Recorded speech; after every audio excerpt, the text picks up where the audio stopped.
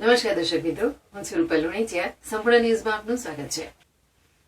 અયોધ્યામાં ભગવાન શ્રી રામ મંદિરના પુનઃ પ્રાણ પ્રતિષ્ઠા મહોત્સવની ઉજવણી અંતર્ગત આજે ડીસાની પોલીસ લાઇન ખાતે અક્ષત કળશ પૂજા કાર્યક્રમ અંતર્ગત મહાઆરતી યોજાઈ હતી.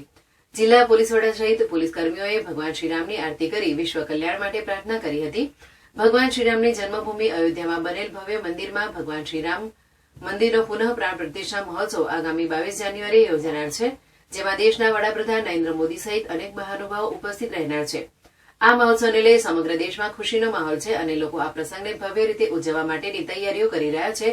ત્યારે આ મહોત્સવના આમંત્રણ માટે અયોધ્યાથી સમગ્ર દેશમાં શહેર અને ગામડે ગામડે અક્ષત કળશ અને આમંત્રણ પત્રિકા પહોંચાડવામાં આવી રહી છે.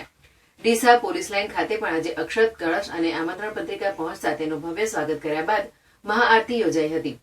જિલ્લા પોલીસ વડા અક્ષરાજ મકવાણા, નાયબ પોલીસ અધિક્ષક ડોક્ટર કુશલ ઓઝા સહિત શહેર અને તાલુકાના પીઆઈ સહિત પોલીસ કર્મચારીઓ મોટી સંખ્યામાં ઉપસ્થિત રહી ભગવાન શ્રીરામની મહાઆરતી ઉતારી હતી અને બનાસકાંઠા જિલ્લામાં પણ સુખ શાંતિ અને વિશ્વ કલ્યાણ માટેની પ્રાર્થના કરી હતી.